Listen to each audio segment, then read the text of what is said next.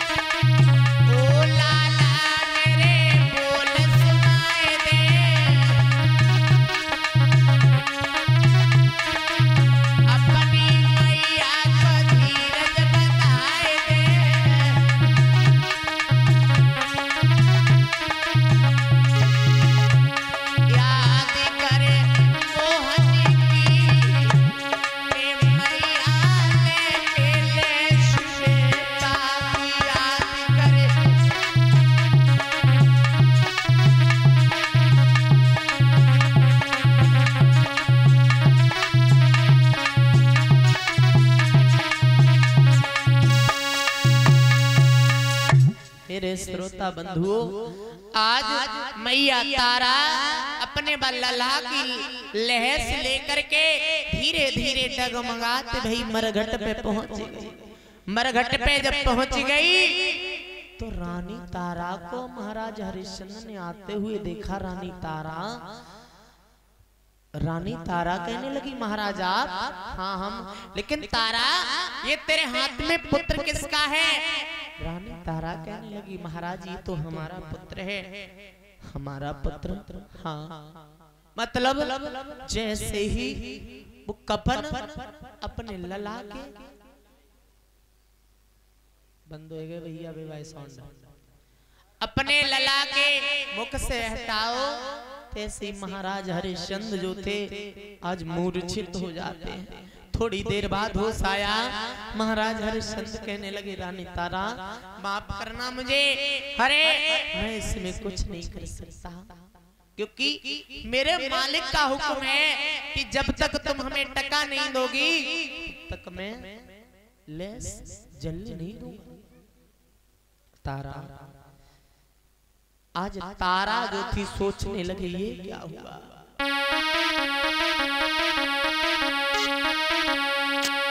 सावन संकट परो और निरपने अरे कठिन पे जठानी।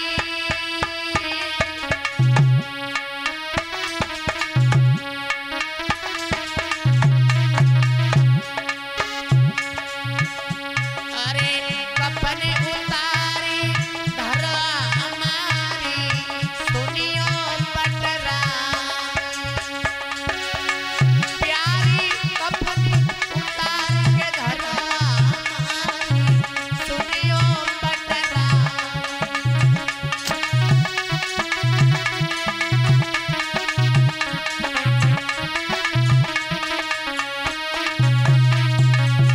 क्योंकि रानी अरे नारी हम कफन के भूखे भैया। अरे नारी हम टका के भूखे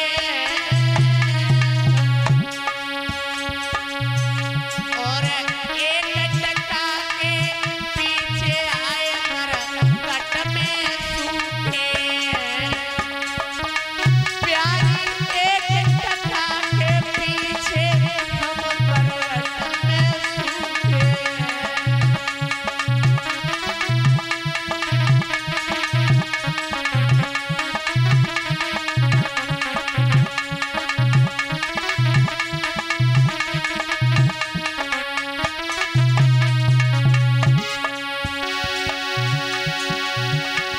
करामती अखियन में वारी रानी। अरे करामती अखियन में वारी। भैया कहिया सीरत कराए ललाली रोबत महातारी। भैया कहिया सीरत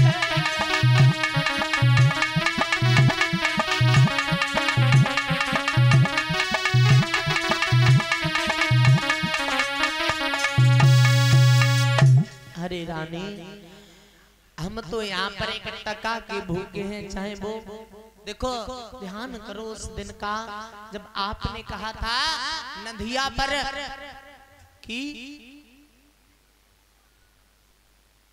आपके हाथ में मेहतर का घड़ा है। उसी दिन मैंने सारे रिश्ते खत्म कर दिए थे ना तुम हमारी क्योंकि हम किसी और के लिए काम करते हैं आप किसी और के लिए काम करती हो। यहाँ पर हम नौकर हैं नौकर की तरह रहना चाहिए हमारा कोई अधिकार नहीं है।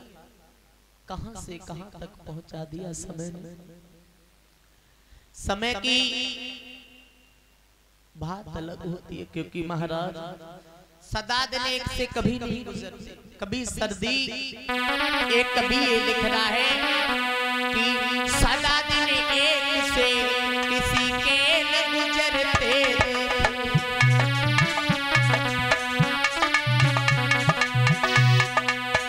इंसान दुनिया में चढ़ते उतरते।